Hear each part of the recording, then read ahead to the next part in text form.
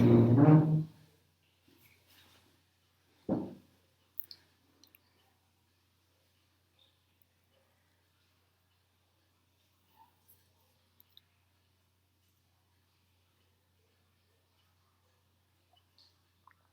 creo que soy yo.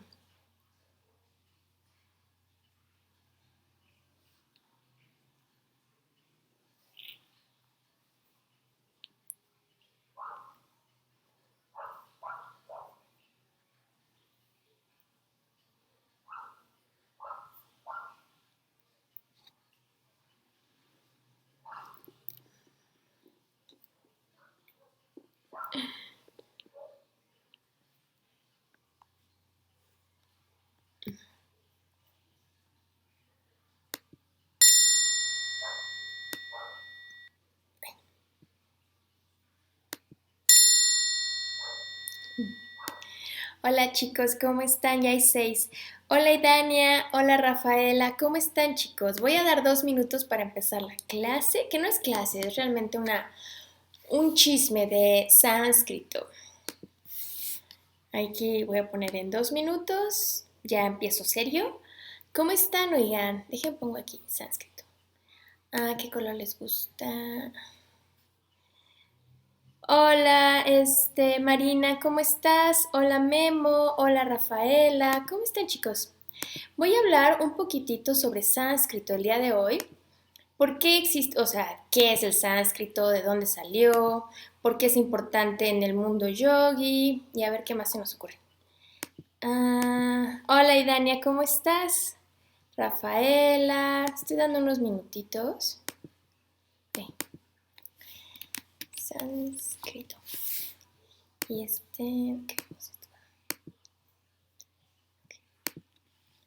el tema de hoy es sánscrito. Hola Adrián, ¿cómo estás? Bienvenido.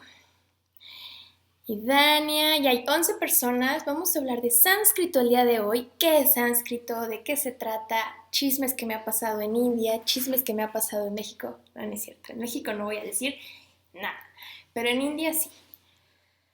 Hola Eva, ¿cómo estás? ¿Cómo estás, Eva? ¿Cómo estás, Eva? Vamos a hablar de sánscrito. Ustedes ya han escuchado de sánscrito porque lo hemos leído por los últimos 2 meses, ya casi 2 meses y una semana. Entonces sí dije, ay, estaría padre. Y tengo 2 videos que me gustaría compartir con ustedes. Hay otras fotos, pero ya no me dio tiempo de sacarlas. Pero bueno, ya faltan 16 segundos, ya hay 11 personas. Hola Memo, ¿cómo estás? ¿Cómo celebraste el Día del Abogado? No sabía que eras abogado. Hay otro abogado por aquí. Creo que festejaron el domingo, ¿no, Memo? ¿Fue domingo su día? Bien, vamos a empezar. Voy a cantar un mantra solamente para empezar y ya arrancamos con la plática chisme de sánscrito. Voy a cantar Guru Brahma, Guru Vishnu y arrancamos. ¿Les parece bien?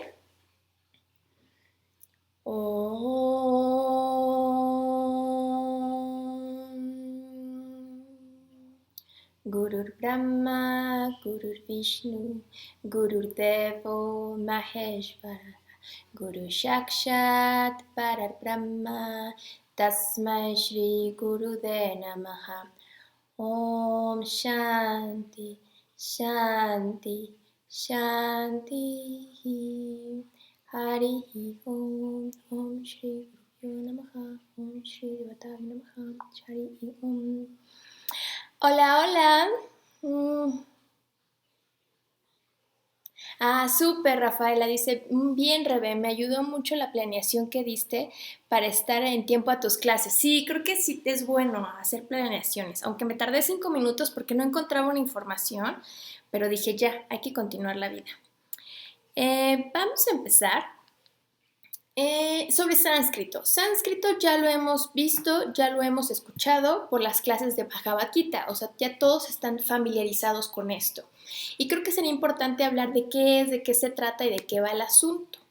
Bueno, el sánscrito es un idioma, una lengua muy, muy antigua que están escritos todos los textos sagrados de India, no todos, pero sí la mayoría son en sánscrito. Entonces les voy a hablar un poco de la historia de sánscrito, de dónde viene, por qué salió y qué sucedió, para que estemos más familiarizados con el tema. Qué bueno que te sirvió, Rafaela, la planeación. Ajá, sí. Ah, ya te había contestado. Ok, pensé que me estabas, cuando lo leí, pensé que me decías de yoga, de laboratorio, Surya Chiquitón. Bueno, les voy a contar. El sánscrito viene desde 1500 antes de Cristo. Entonces, el sánscrito tiene una antigüedad desde 1500 antes de Cristo. Se cree que surge, ¿no?, a partir de los Aryans. Los Aryans eran personas que vivían al norte de India, al noreste de India, lo que hoy es Irán y el sur de Rusia. O sea, eran rusos, ¿no? Hola Marina, ¿cómo estás? Hola Tete, ¿cómo estás? Bienvenida Tete, vamos a hablar de sánscrito. Entonces, el sánscrito data desde 1500 a.C. Y esto sucedió desde antes, cuando los Aryans eran guerreros nómadas. O sea, estamos hablando de la época que todos se movían por ahí, andaban por todos lados. Eran nómadas y viajan del noreste de India, van hacia el centro de India. O sea, se mueven de Irán y Rusia, todo ese sur de Rusia, viajan hacia abajo, hacia el sur, y en el centro de India se encuentran con los Dravidians. Hola Rose, ¿cómo estás? Bienvenida a la clase chisme.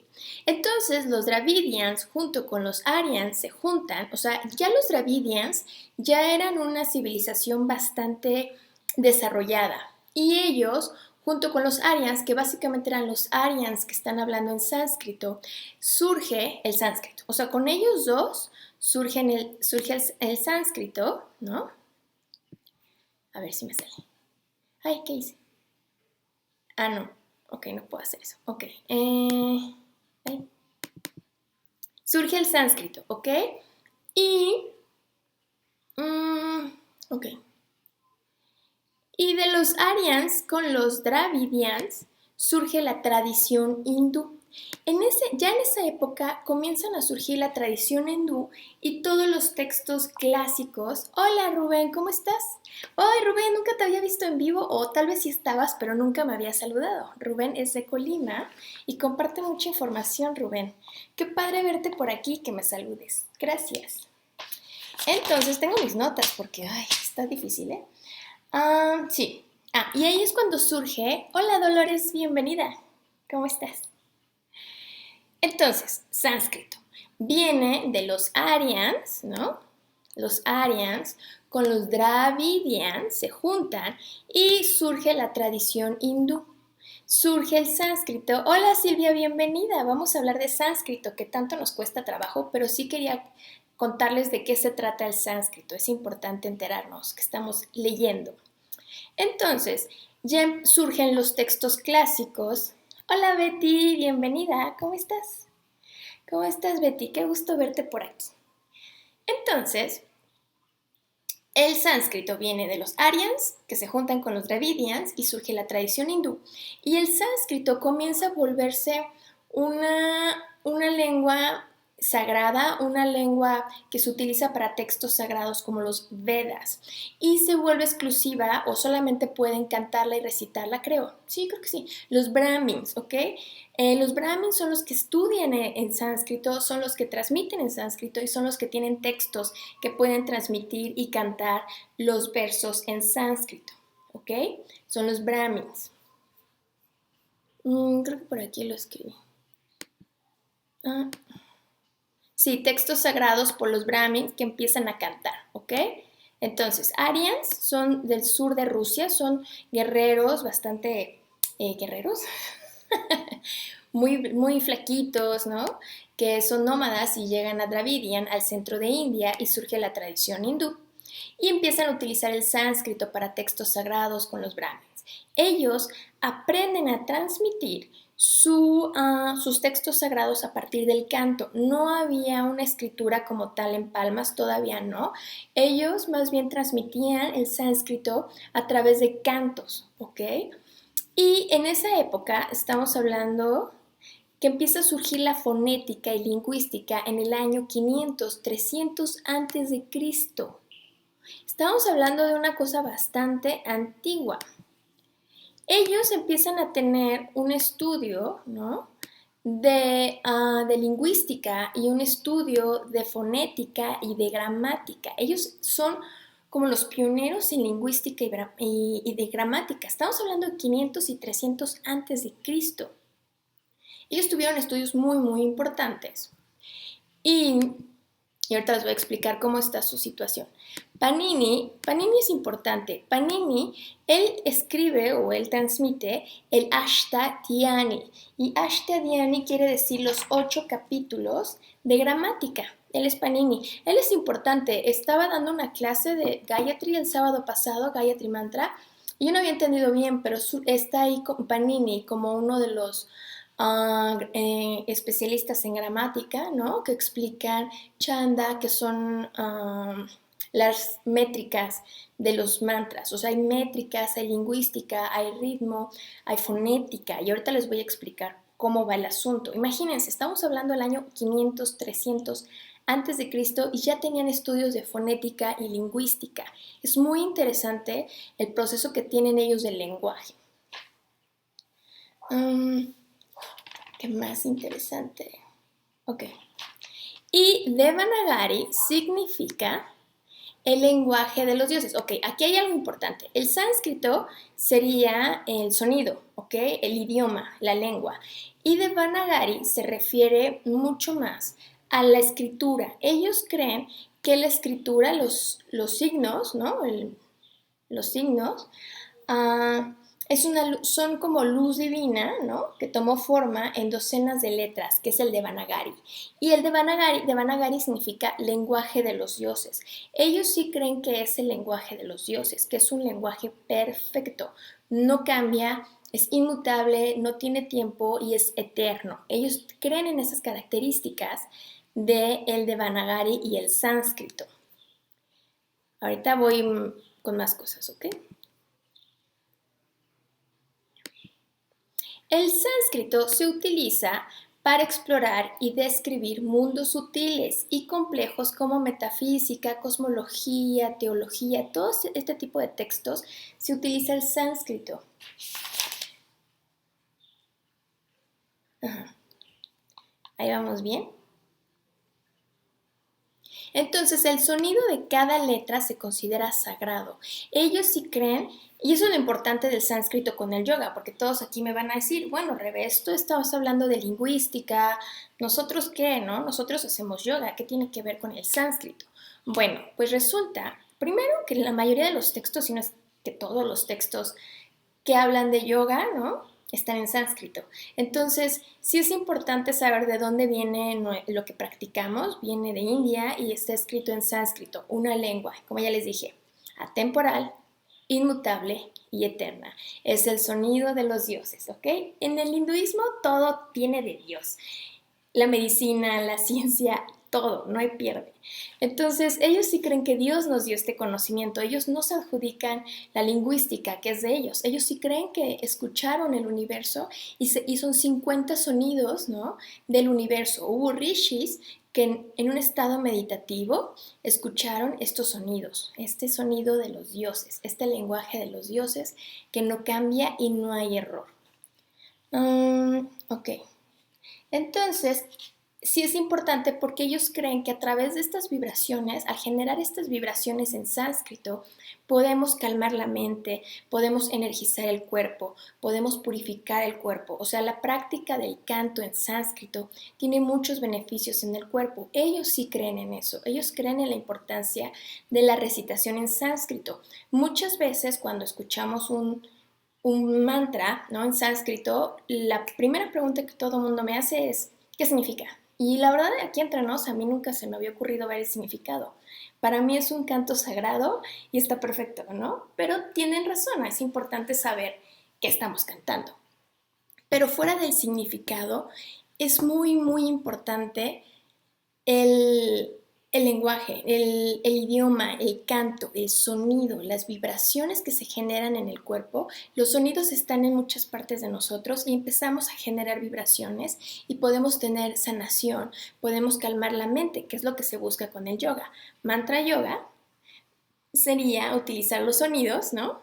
Para energizar el cuerpo, purificarlo, limpiar karmas y alcanzar estados de conciencia muy, muy elevados, ¿no? Y conectarnos con el universo, hacer yoga. Entonces, sí es la repetición rítmica. ¿Qué más? Sí, tal cual como les acabo de decir. Entonces, ahí está. El sánscrito es atemporal, inmutable y eterno. Y hay una mitología, hay una leyenda que se cree que el sonido viene del tambor de Shiva. Pero aquí hay algo interesante.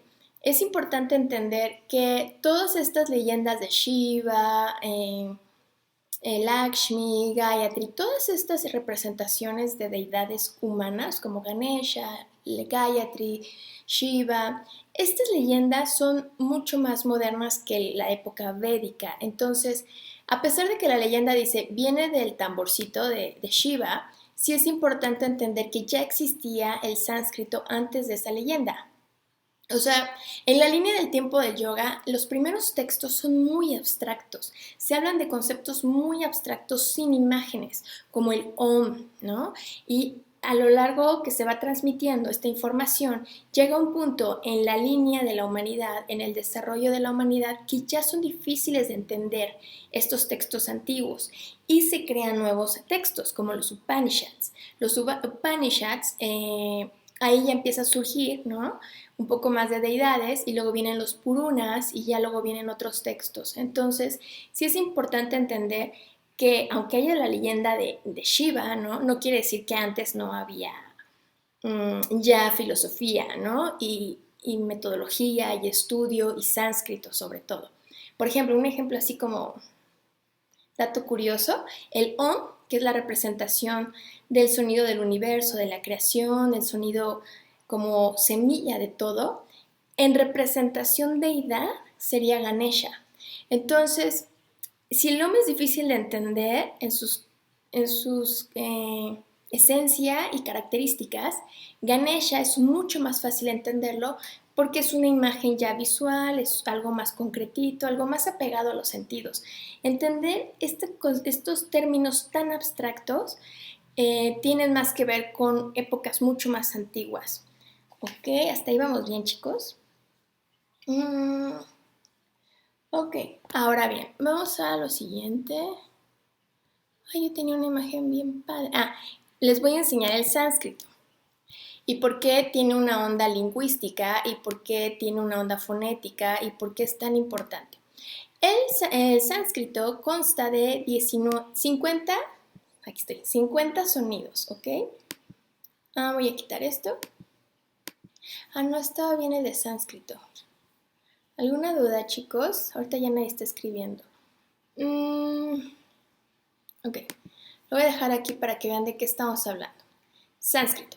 Tiene vocales A, I, U, R, L, E, I, O, AU. ¿Ok? Y de ahí vienen las consonantes. Es muy interesante cómo está generado el alfabeto de Devanagari o sánscrito. Es muy interesante porque nuestro alfabeto es A, B, C, D, E, F, G, H. Así nos vamos. El sánscrito está en orden por punto y modo de articulación. ¿Qué quiere decir esto? Punto y modo de articulación básicamente es dónde colocamos la lengua para generar un sonido y cómo ponemos la boca, por ejemplo. Pero es más, dónde está colocado la lengua y desde dónde generamos el sonido. Por ejemplo, la D es dental porque ponemos la lengua en la D. Pero decir, ¿cuál será? Lo, la L. Qué bueno que están poniendo mucha atención. Unos aplausos para todos.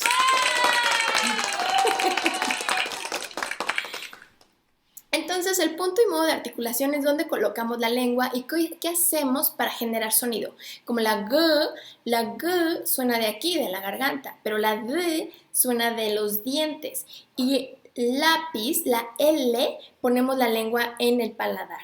La sh, ponemos los labios y el sonido sale. Entonces, cada sonido hacemos ciertos movimientos en la lengua y en la boca para generarlos.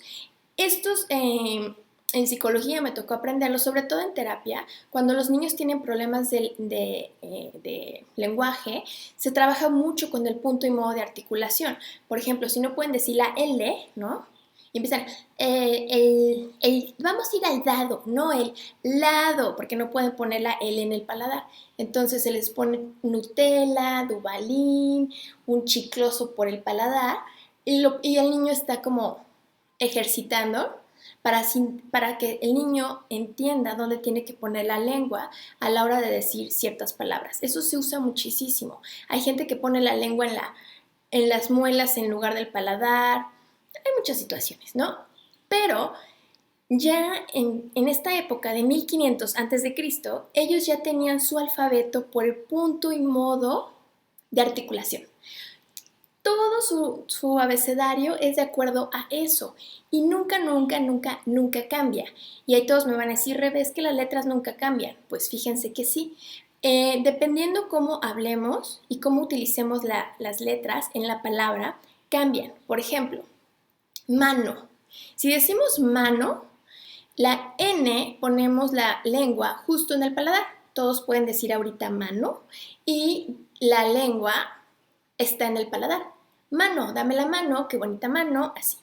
Pero si digo, oye, ¿te gusta el mango? Digan mango. Aunque se escribe M-N-G-O, la lengua no la ponen en el paladar, la ponen en la garganta. Mango. Aunque diga NG, en esas dos juntas, NG, el punto y modo de articulación cambió. Esto quiere decir que la N tiene diferentes punto y modo de articulación en el español. Que nos demos cuenta o no es otra historia, pero mango ya es otro sonido. Entonces ya no es perfecto el español.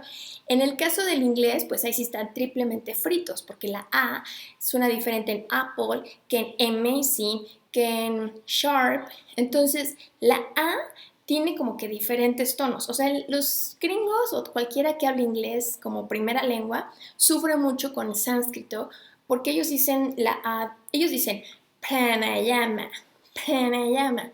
No, gente, es pranayama, pranayama, ¿no? Entonces, es muy interesante que el sánscrito logró en su estructura quitar esos márgenes de error de cambios de lenguaje. Su lenguaje es completamente puro. Está padre, ¿no? Y ahí les va cómo va el sánscrito en orden alfabético. Ay, ahí les va. Ay, estoy cantando y estoy en plena clase. Ahí les va. Ahí les va. A, voy con las vocales. Ay, a ver si puedo. Ah, no. A, I, U, R, L, I, O, AU. Aquí la R y la L son vocales. Y ya nos vamos con las consonantes, las guturales, que quiere decir que salen de la garganta, como K, K, Ga, Ka, Nga. Nga ahí es con el gutural. Las palaidales son cha, cha, ya, sha, ña. Las cacuminales es no es ta, ahí hay un error. Ta, ta, da, ta, na. Dentales, ta, ta, da, ta, na. Labiales, pa, pa, ma. Semivocales, ya, ra, la, va. Y silbantes, sa, sha. Y las aspirades, ja. Entonces, la verdad, es muy interesante su alfabeto. Otro punto interesante que no hay margen de error y no cambia y es perfecto, como ellos dicen, es, por ejemplo, el nombre de las letras. Nosotros, y eso pasa mucho en terapia de lectoescritura, es muy difícil enseñar porque, ahí les va. Cuando digo el abecedario digo A, B, C, D, E, F. O sea, la F se llama F, pero a la hora de leerla no decimos F oco, decimos foco. O sea, su sonido es pero se llama F. Entonces, en el caso del sánscrito, no pasa eso. Los voy a poner nuevamente. Por ejemplo, si las ven aquí, la letra es cha y suena cha y se llama cha. No hay es la ch y suena como ch y luego ch. No, es cha, cha, cha. Sí, está buenísimo, ¿a poco no? Está épico. Y por ejemplo, cuando enseño a los niños lectoescritura, hay muchos niños que se confunden porque tú dices, se llama F, ahora léelo, y lo leen así como, ¿y cómo leo esto? Porque es foco, ¿no? O la P cambia L, M, N, O, P, Q, R. Todas tienen nombre, pero a la hora de sonar suenan distinto. En el sánscrito no. Cha, ta, ka, ka. Todas es con la A. Y cuando se escribe en sánscrito, si vas a poner, por ejemplo, Sankalpa. Sankalpa pondrías nada más las letras en Devanagari. En la silbante san y luego kal, pa. O sea, no habría ninguna alteración de las otras vocales. Por ejemplo, con otra palabra sería klesha, ya la cle, ya en lugar de que sea kla, quitan la A y ponen la E. O sea, hay como unas rayitas y puntos que significa que ya cambió el sonido. Pero la letra en sí se llama igual y suena igual. Y tienen, por ejemplo, en el caso de la T y T, hay una T normal y una T con punto abajo. La que tiene punto abajo, el punto y modo de articulación es diferente a la T que no tiene el punto abajo. Entonces, ellos sí son muy claros con esto, que su lenguaje es completamente perfecto, no hay margen de error. Y según mi maestro de sánscrito, hasta donde me acuerdo de mi clase de sánscrito en México, que es así una trucha máxima, un ninja, él nos decía que cuando los alemanes lingüistas van a la India y ven el alfabeto, el sánscrito, se quedaron así de, no manches, ustedes son unos genios, ¿no? Y ellos toman mucho de la lingüística hindú, ¿no? Para ellos hacer sus nuevas teorías y estudios sobre lingüística. Entonces, realmente ellos son pioneros en lingüística, en gramática, en poesía. El hinduismo está muy cañón, ¿no? Y eso ya les puse un post de cómo están divididas como los estudios, y hay una parte de gramática, fonética, métrica, y es muy interesante que ellos ya tengan esto de tanto tiempo de antigüedad. ¿Cómo lograron esa sabiduría? A través de la meditación, a través de la contemplación, no a través de estar pensando y creando cosas. Ellos sí creen en que a través de la meditación pueden alcanzar esa sabiduría, ¿no? Que realmente es de Dios. Entonces, ok, hasta aquí vamos bien con la presentación. Ahora, un dato curioso, ¿no? Es que, ¿cómo es esta lengua? A ver, aquí hay un punto interesante. El sánscrito data de 1500 a.C. ¿Cómo le hicieron los hindús para que esta lengua no se haya modificado, que no se haya cambiado, que no se haya transformado? Si estudiamos la historia del español, del inglés, portugués, francés, son lenguas vivas, pero están en constante mutación y cambio, ¿no? Mucha gente critica a la gente que habla como oístes, vistes, ¿no? Y dicen, ¡ay, qué ignorante! Y no son tan ignorantes. Lo que pasa es que antes, ¿no? Se hablaba de, ¿oísteis mi amigo, amiga? ¿No? En el vos, ¿no? El uso de la conjugación del vos, y se ha ido cambiando a solamente vistes. Pero no es que hablen mal, es una transformación de una lengua viva. Las lenguas están vivas y se transforman, no son eternas. Y el sánscrito ha logrado que sea eterno, inmutable y atemporal, que eso está cañón. ¿Cómo lograron eso? Bueno, uno es que no se utiliza el sánscrito como una lengua viva en el sentido de vamos a hablar de esto, carnales, en sánscrito. No, en una boda no la hablan ni en la calle. El sánscrito se utiliza para textos de rituales, de medicina, de estudio, textos clásicos. El sánscrito es muy cuidado, es muy querido y lo cuidan mucho en la hora de transmitirlo. Y no hay margen de que estén cambiándolo porque ya está en textos y solo lo utilizan para rituales, para puyas, para mantras, para textos clásicos como Bhagavad Gita, Hatha Yoga Pradipika, Vedanta Samhita. Todos estos textos están en sánscrito, los Upanishads, los Purunas. Ahora bien, ¿cómo le hicieron? O sea, ya vimos que no ha mutado y no ha cambiado y no ha evolucionado, por decirlo de alguna forma, porque no se usa en el día a día, ¿ok? Es meramente de Brahmins, ¿no? Se transmite con los niños, para Brahmins, de Brahmins y con Brahmins, ¿no? Y también crearon una técnica para transmitir el sánscrito. Ellos lo que hacían es que se reunían en círculo, estaba el Brahmin maestro, y ponían los discípulos, a los niños, a cantar y a recitar. Entonces cantaban un mantra, ¿no? Om Bhur Bhuva Swaha, Om Bhur Bhuva Swaha, y ahí está. Y después cambiaban y ya cantaban desde Bhur Bhuva Swaha Om, Bhur Bhuva Swaha Om. ¿Sí me explico? Iban cambiando la rotación del mantra para que no haya margen de error, no haya de que después de 50 años de, ay, oigan, ¿y cómo era el mantra? ¿Alguien se acuerda que era primero Bur o Puba o Suaja? ¿Cómo era? No hay ese margen de error. Ellos repiten y repiten y repiten los textos. Ellos aprenden a través de la repetición. Hoy por hoy siguen estudiando así, hoy por hoy siguen transmitiendo su tradición así. Han logrado mantener tradiciones milenarias vivas en cuestión de educación. Guruji, ¿no? Como dato curioso, Guruji, que tiene 92, 93, 94, nadie sabe, él cuando quiere recordar algo, ¿no? Porque ya está grande, y le preguntan algo o él quiere recordar un tema como chakras, Upanishads, cualquier texto o cualquier tema, él recita en sánscrito y él empieza bla, bla, bla, bla, bla, bla, y ya dice, ok, en los Upanishads dice que y empieza a explicar.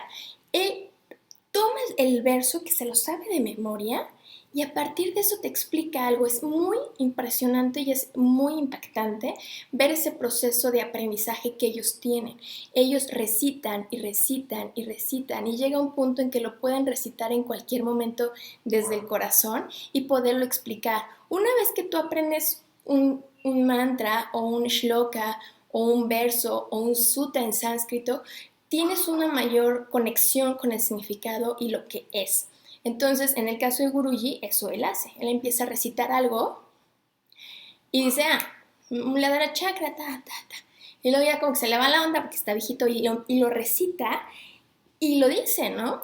En mis 2 primeros viajes, él recitaba y ya, ¿no? Y explicaba. En mi último viaje, que ya le empecé a caer mejor y ya hubo más confianza, ¿no? Ya me ubica muy bien Guruji.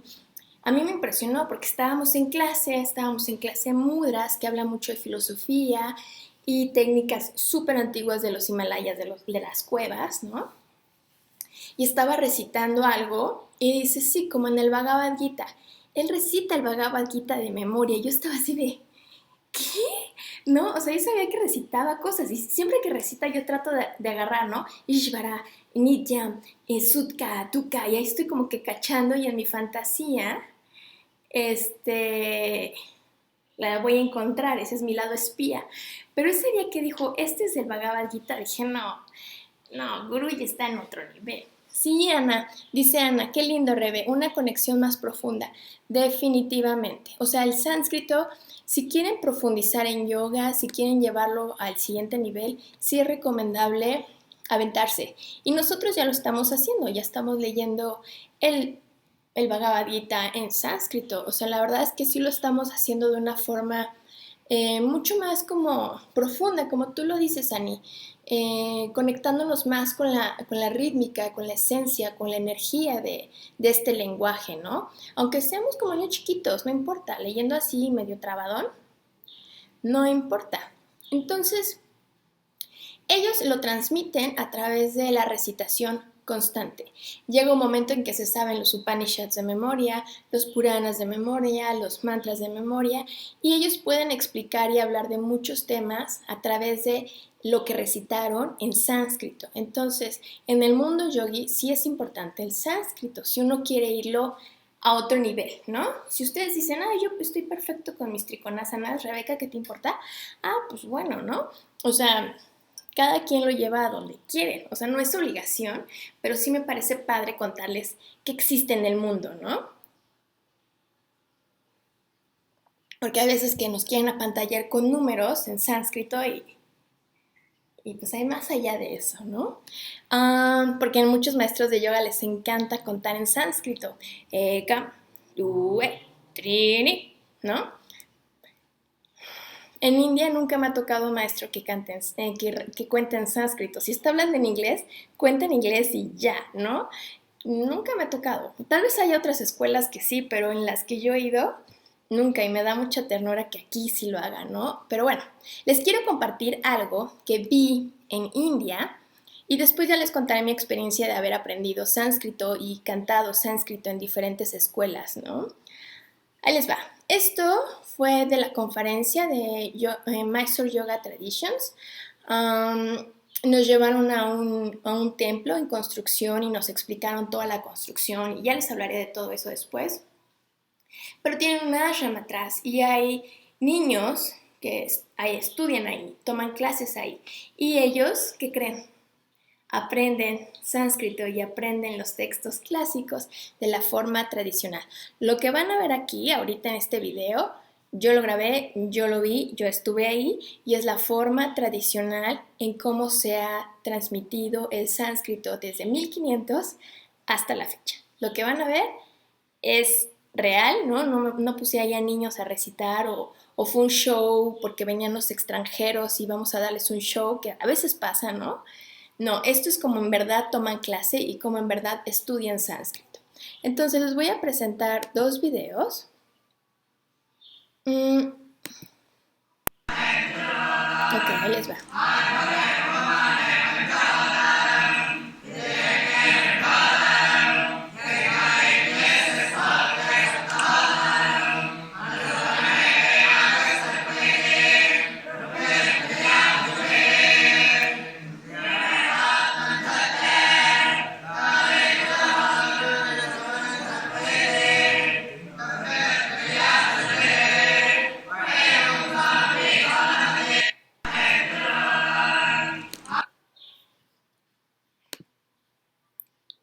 Como ven, como pueden ver en este video, son niños relativamente pequeños, yo creo que 8 o 9 años, y se puede ver cómo están sentados en círculo, están con su ropa tradicional, eso es muy importante. Esa ropa es ropa formal, ¿no? Para estudio de sánscrito y filosofía e ir a la escuela. Para ellas es una ropa, de hecho para entrar a templos en algunos lados te piden a los hombres que vistan así, ¿no?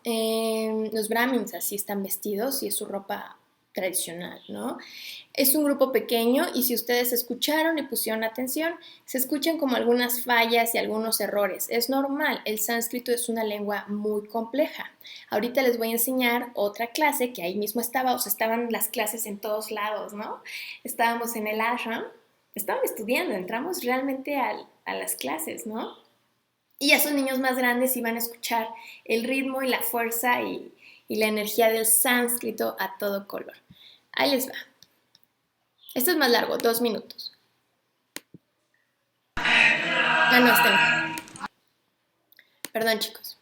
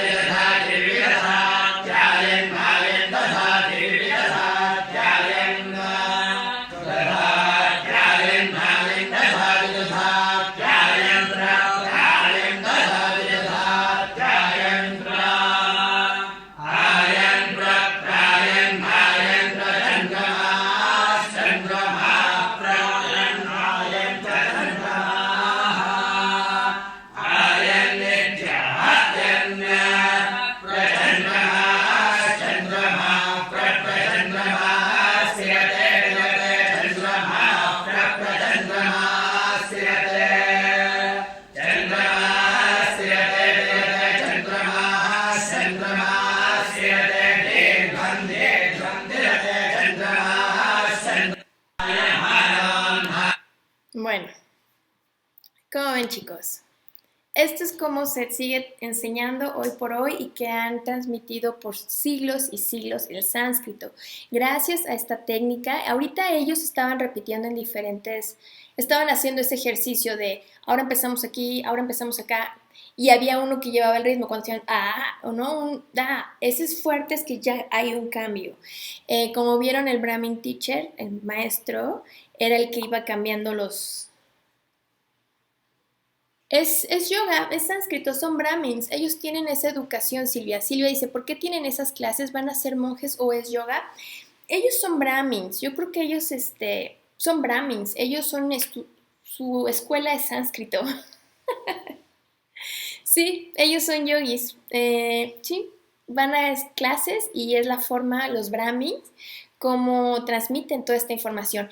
En esta clase en específico que ustedes escucharon, la última, estaban hablando eh, hay unas reglitas en el mundo yogi que dice que tenemos que vivir hasta los 100 años. Esa es la meta humana, llegar hasta los 100 años. Es como una de los lineamientos, ¿no? Porque dentro de los lineamientos te dicen, esta etapa de tu vida es aprendizaje, en esta etapa de tu vida es estudio, esta etapa es de crear familia, esta etapa es espiritual y esta etapa es de cierre. O sea, ellos sí tienen reglas de vida, de rituales,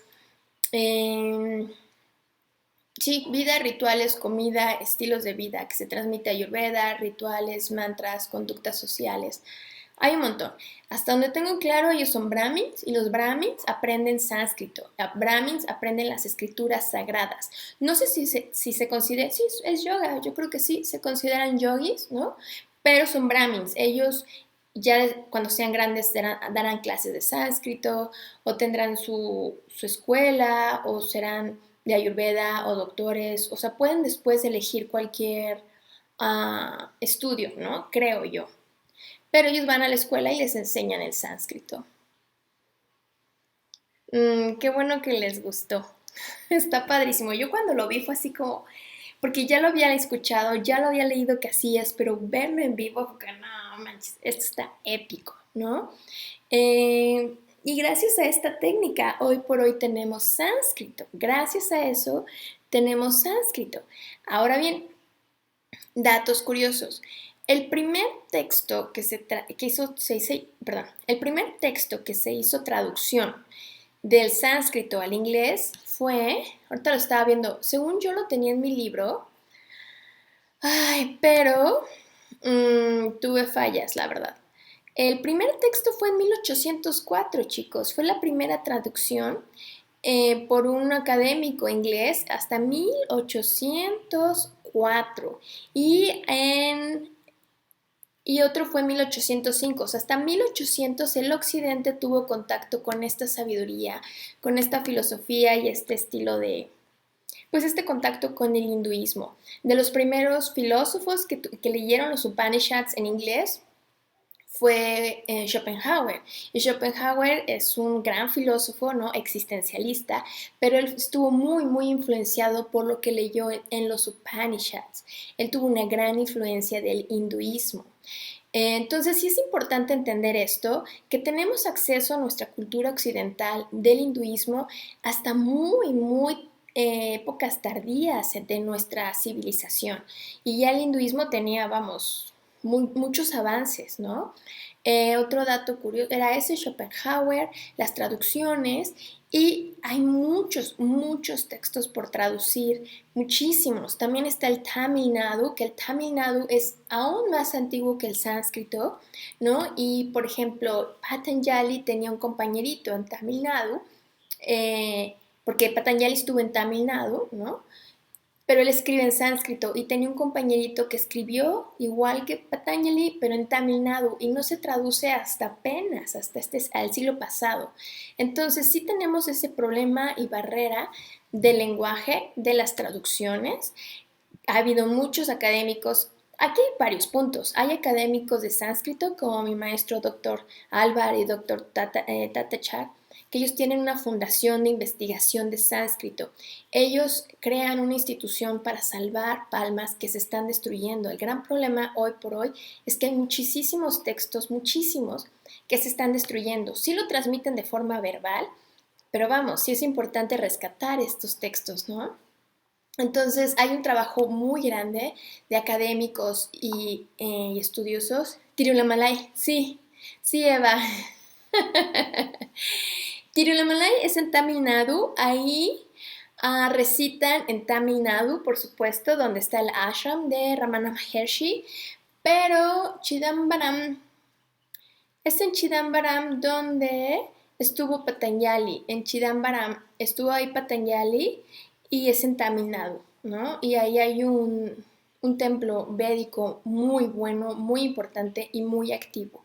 Ahí es donde estuvo Lord Shiva en versión bailarín, ¿no? Y ahí andaba Patanjali. Según yo es Chidambaram. Sí, fue ahí. Pero sí, yo estuve ahí. Sí, fue ahí en Chidambaram, donde estuvo Patanjali. Y él tenía un compañerito de clase, ¿no? Que él también escribe un texto muy, muy similar a los Yoga Sutras de Patanjali, pero lo escribe en Tamil Nadu y eso hizo que ese texto estuviera perdido por muchos años y los sutras de Patanjali se usaran mucho más. Pero hay textos que también tienen una aportación muy importante, pero que no se han traducido.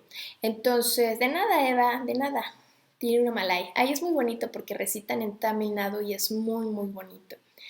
¿Qué otra cosa? Entonces, el factor traducción, el factor otra lengua, ¿no? Sí crea barreras, ¿no? En acceder al yoga. No podemos generalizar que un texto es todo yoga, no podemos caer en ese error. Hay textos que aún no se rescatan, que aún no sacan, porque a veces veo mucho de los académicos occidentales que dicen, este texto dice esto, pero ya no se encontró más evidencia. Y así es que siguen sacando textos, sigue habiendo traducción. Hay un trabajo muy grande en India por rescatar textos.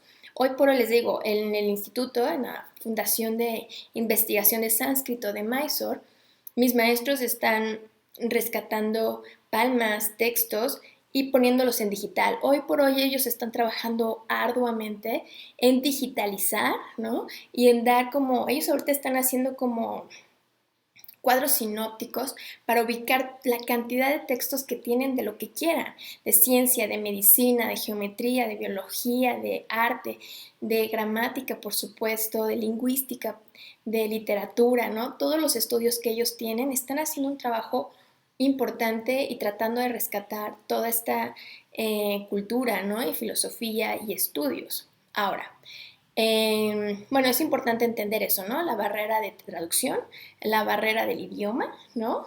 Y que pues empezaron hasta 1800, o sea, imagínense las barreras que existen. Que no hayamos leído un libro, que no hayamos tenido acceso, no quiere decir que no existe. Hay muchísima información, muchísimos sutras. Hay una cantidad impresionante de sutras, ¿no? Donde podemos acceder al yoga. ¿Qué otra cosa les iba a decir? Upanishads, por supuesto. Como chismes, ¿no? Pero ya casi acabamos con la clase, ahora sí estuvo muy buena. Yo pensé que no iba a ser larga.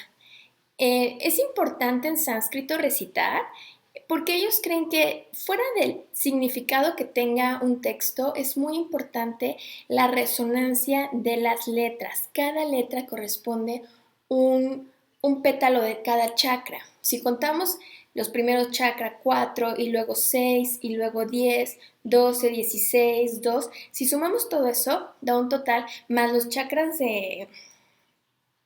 Sí, son 50, ¿no? Son 50 sonidos. Del sánscrito, ¿no? Entonces, estamos resonando el cuerpo de cierta forma y es muy, muy sanador. Hola Roberto, ¿cómo estás? Estoy hablando de sánscrito, ¿puedes creerlo? Mucho, qué bueno que estás por aquí. Me pongo nerviosa cuando mis maestros me visitan. ¿Qué más? Entonces es importante, hay varios puntos importantes a la hora. Hola Eric. Ay, Eric, tienes tache. No, no es cierto. Qué bueno que llegaste. Ya estoy terminando, pero está buena la clase, según yo. Según mi perspectiva, está súper buena. La recitación. Sí es importante hacerlo de forma apropiada. Uno de los grandes problemas del español o cualquiera que aprende un idioma es que creemos que lo puedes entender, que da igual decir mesa que mesha, ¿no? O no sé, palabras uno dice, ay, pues sí se entiende, ¿no? No hay que ser tan exagerados, como en la pronunciación del inglés o cosas así. A veces creemos que no nos entienden porque son payasos, pero el acento, la fonética, la articulación sí cambia el significado en sánscrito. Mm, ay, Fabiola, pero sin sueño te echaste una siestecita. Qué rico, Fabiola, yo necesito unas siestecitas. No sé si tú te la echaste, pero yo la necesito. Entonces, sí es importante el punto y modo de articulación, sí es importante la pronunciación de las letras. Les voy a contar qué me ha pasado en mis clases de sánscrito. A mí no me enseñan sánscrito como tal en India, pero sí me enseñan a recitar. He tenido la oportunidad de aprender los Yoga Sutras de Patanjali, recitarlos, y el Bhagavad Gita y Hatha Yoga Pradipika. En mi experiencia, ¿no? Cuando estoy recitando, por ejemplo, muy bonita clase, el maestro Roberto estará orgulloso contigo. Ay, yo espero que sí, porque es muy buen maestro Roberto de psicología, muy buen maestro. Gracias Rubén por echarme porras, que me pongo nerviosa. En India yo estaba ahí en una clase ¿qué era? De Bhagavad Gita y, ay, qué rico que descansaste, Fabiola, bien merecido. Y en mi clase de Bhagavad Gita éramos solo dos. Y es muy interesante porque la otra chica es alemana. Y ella, los alemanes, los quisieron. Eso sí, otro dato interesante. Todo el sánscrito está en Devanagari. Cuando los alemanes van, ¿no? A estudiar el sánscrito y Devanagari, se impresionan, ellos hacen la transliteración en el abecedario romano. Entonces, ellos como escuchaban el ta, ta, ta, cha, ma, ha, da, da, como lo escuchaban, lo escribieron. Entonces lo escriben según el alemán. Entonces, por eso ta y ta lo ponen con th. O cha, para ellos la c suena como ch. Entonces, por eso la ch la ponen como c, porque en alemán la c suena como ch.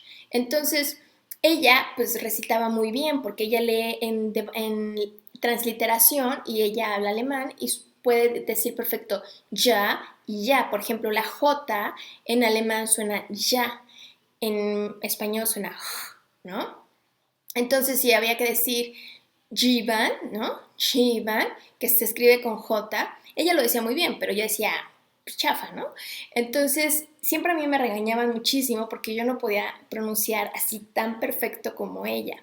Pero bueno, yo ahí andaba recite y recite, y el punto es que llegó un punto que mi maestra dijo, a ver, Rebeca, tenemos que hablar, ¿no?